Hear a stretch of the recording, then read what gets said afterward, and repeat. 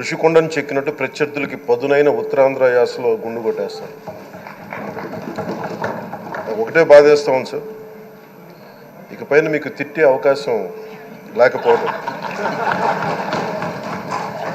కానీ ఇక మీద సభలో ఎవరు తిడుతున్నా దాన్ని ఆఫ్ చేసే బాధ్యత మీ చేతిలోనే ఉంది, మీరే మైక్ ఆఫ్ చేయాలి. అంటే మా చిన్నప్పుడు నేను చూసేవాడు, ఒకసారి అల్లరి చేసే అబ్బాయిని క్లాస్ లీడర్ చేసేవాడు చిన్నప్పుడు మా స్కూల్లో. కానీ ఇన్నాళ్ళు ప్రజలు మీ వాడి వేడి పలుకులు, మీ ఘాటైన వాగ్దాటి చూశారు. ఈ రోజు నుంచి రాష్ట్ర ప్రజలు మీ హుందాతనం చూస్తారు. డిబేట్స్ వెనకాల దాక్కుని సంస్కారహీనమైన భాషలని భావాలని రకరకాల మాధ్యాల్లో విరజిమ్ముతూ ఉంటారు. దాని నియంత్రణ మీ ఆధ్వర్యంలో ఇక్కడి నుంచే మొదలవ్వాలి. ఇందాక సభానాయకులు గౌరవ ముఖ్యమంత్రి శ్రీ చంద్రబాబు నాయుడు గారు చెప్తారు, ఆడబిడ్డలు ఏ విధంగా నలిగిపోయారు ఈ రాష్ట్రంలో గత 5 సంవత్సరాల్లో. చిన్న లేదు, పెద్ద లేదు, ఎవరని లేదు. ఎవరన్నా సరే ఒక మాట మాట్లాడితే వాళ్ళు వ్యక్తిగతంగా దూషణ, సోషల్ మీడియాలో వాళ్ళని క్యారెక్టర్ అసాసినేట్ చేయటం, వాళ్ళు పెద్ద నాయకులు కావచ్చు, కార్యకర్తలు కావచ్చు, లేదా వాళ్ళకి ఎదురు తిరిగి ఒక ఒపీనియన్ చెప్పి ఎవరైనా సగటు మనిషి కూడా కావచ్చు, అది ఇక్కడతో ఈ రోజు నుంచి ఆగిపోవాలి అధ్యక్ష. అది మీ ఆధ్వర్యంలోనే మొదలవ్వాలి. గత ప్రభుత్వం తాలూకు సభ జరిగిన విధానం చూస్తే ఈ వ్యక్తిగత దూషణ ఇవన్నీ చాలా ఇబ్బంది పెట్టే ప్రజలు.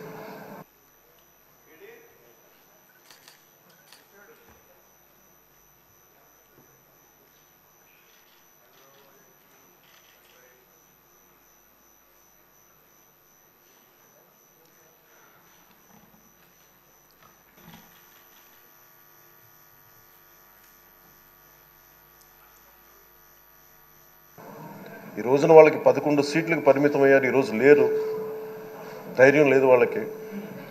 విజయాన్ని తీసుకోగలిగారు కానీ ఓటమిని కూడా ధైర్యంగా కూర్చుకునే వాళ్ళకి స్థాయి లేదు, వాళ్ళకి పారిపోయారు ఇక్కడి నుంచి. భావంలో ఉండే తీవ్రత భాషలో ఉండాల్సిన అవసరం లేదు. భాష మనుషుల్ని కలపడానికి కానీ విడగొట్టడానికి కాదు, భాష విద్వేషం రేపడానికి కాదు, పరిష్కరించడానికి. ఎంత జటిలమైన సమస్య అయినా, భయంకర సమస్య అయినా చర్చల ద్వారా పరిష్కరించుకోవడానికి కానీ వివాదం సృష్టించడానికి కాదు.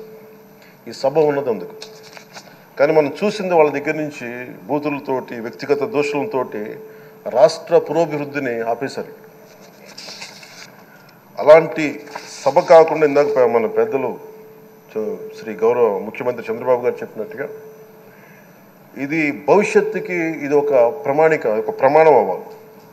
2047 వరకు ఇంత అద్భుతమైన స్థానంలో మనకి ఆంధ్రప్రదేశ్ తెలుగు జాతి ఉన్నత స్థాయికి వెళ్ళాలంటే ఈరోజు మనం వేసే ప్రతి అడుగు అది భవిష్యత్ తరాలకు ఒక నిర్దేశక ఒక టచ్ స్టోన్గా ఉండిపోవాలి, గిట్ రాయిగా ఉండిపోవాలి.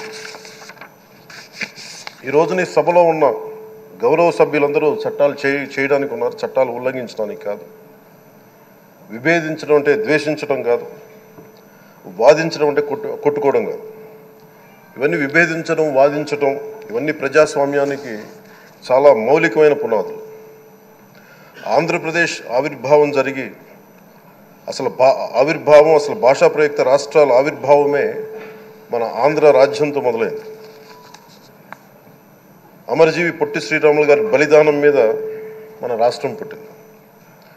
56 రోజులు తిండి తిప్పలు తినకుండా నరకం అనుభవిస్తూ ఆయన బలైపోయారు. ఆయన మరణానికి చేరువవుతూ ఆమరణ నిరాహార దీక్ష చేసిన ప్రతిరోజు మనకి దాదాపు ఈ సుదీర్ఘమైన 6 దశాబ్దాల కాలం, 1.5 సంవత్సర కాలం అంటే ఆయన ప్రతిరోజు చావుకు చేరువవుతూ భోజనం లేకుండా ఆయన గడిపిన ప్రతిరోజు మనకి 1.5 సంవత్సర కాలం. అలాంటి నేపథ్యంలో అలాంటి మహోన్నతుడు శ్రీ పొట్టి శ్రీరాములు గారి త్యాగాన్ని కనుక మనం ఈ సభలో ప్రజా సంక్షేమం కోసం మాత్రమే చర్చలు జరగాలి, వాదోపవాదాలు హద్దులు దాటకుండా ఉండాలి, వ్యక్తిగత దూషణకి తావివ్వకుండా ఉండాలి. అలా కాకుండా గత ప్రభుత్వం లాగే ఈ సభని తిట్లకి, బూతులకి, కొట్లాటకి వాడితే ప్రతి నిమిషం పొట్టి శ్రీరాములు గారి బలిదానాన్ని అవమానం చేసినట్టే. ఒక గొప్పవాడు, ఒక మహానుభావుడు బతికినప్పుడు మాత్రమే కాదు, చనిపోయిన తర్వాత కూడా కొన్ని తరాలు ఉపయోగపడతారని నిరూపిస్తారు.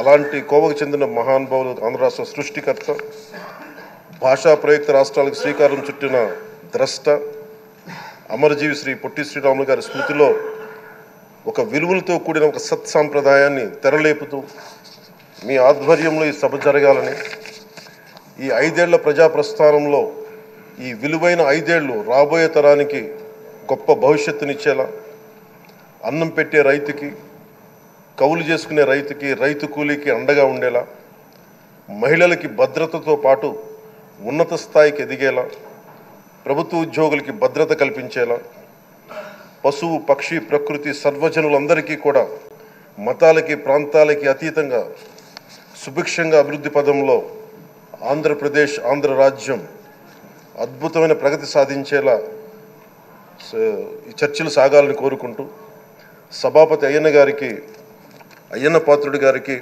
మీ ఆధ్వర్యంలో ఈ సభ ఒక సరికొత్త సాంప్రదాయానికి, సత్సాంప్రదాయానికి ఇది తెరతీయాలని కోరుకుంటూ మీకు మరోమారు శుభాభినందనలు తెలియజేసుకుంటాం. గౌరవ మంత్రులు లోకేష్ గారు మాట్లాడతారు. స్పీకర్గా ఎన్నికైన అయ్యన్న పాత్రుడు గారికి నా హృదయపూర్వక శుభాకాంక్షలు. అయ్యన్న పాత్రుడు గారు అంటే అందరి పాత్రుడు, ఎప్పుడూ ప్రజల గురించే ఆలోచించే వ్యక్తి. అధికారంలో ఉన్న ప్రతిపక్షంలో ఉన్న ప్రజల సమస్యలు ఎట్లా పరిష్కరించాలని ఆలోచించే వ్యక్తి అయ్యన్న పాత్రుడు గారు. అయ్యన్న పాత్రుడు గారు అంటే ఒక పోరాటం, ఒక పౌరుషం.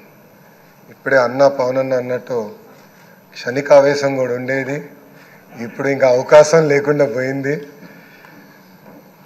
1983లో విశ్వవిఖ్యాత నడసార్వభౌమ స్వర్గీయ నందమూరి తారక రామారావు గారు ఆనాడు తెలుగుదేశం పార్టీని స్థాపించినప్పుడు 25 సంవత్సరాల వయసులో మీరు ఆనాడు పోటీ చేశారు, ఎమ్మెల్యే అయ్యారు. ఆనాడు భారతదేశంలోనే సెకండ్ యంగెస్ట్ ఎమ్మెల్యేగా అయ్యన్న పాత్రుడు గారు నిలబడ్డారు. 25 సంవత్సరాల వయసులో మీరు మంత్రిగా కూడా అయ్యారు. 7 సార్లు శాసనసభ్యుడిగా, ఒకసారి ఎంపీగా కూడా మీరు ఉన్నారు. 7 సార్లు ఒకే నియోజకవర్గం, నర్సీపట్నం నియోజకవర్గం ఏ అదృష్టం చేసుకుందో నాకు తెలియదు, కానీ 7 సార్లు కూడా నర్సీపట్నం నియోజకవర్గం ఎమ్మెల్యేగా మీరు నిలబడ్డారు. 16 సంవత్సరాలు మీరు మంత్రిగా చేశారు. చూస్తే టెక్నికల్ ఎడ్యుకేషన్ కానీ 3 సార్లు R&B, forest, environment, science and technology, Panchayati Raj గ్రామీణాభివృద్ధి శాఖ మంత్రిగా కూడా మీరు చేశారు. ఈ హౌస్లో ఎవరికి తక్కన ఒక అదృష్టం నాకు దక్కింది. మీ తర్వాత పంచాయతీరాజ్ గ్రామీణాభివృద్ధి శాఖ మంత్రి ఏదో అవకాశం నాకు దక్కింది. ఇప్పుడు ఆపరేషన్ లేకుండానే మోకాళ్లకు ప్లాస్మా ట్రీట్మెంట్. మీ ఆర్థోపెడిక్ సమస్యలన్నిటికీ రోబోటిక్ టెక్నాలజీ ద్వారా తక్కువ ఖర్చుతో శాశ్వత పరిష్కారం. ఫ్రీ కన్సల్టేషన్, ప్రతి ట్రీట్మెంట్ పై 20% డిస్కౌంట్.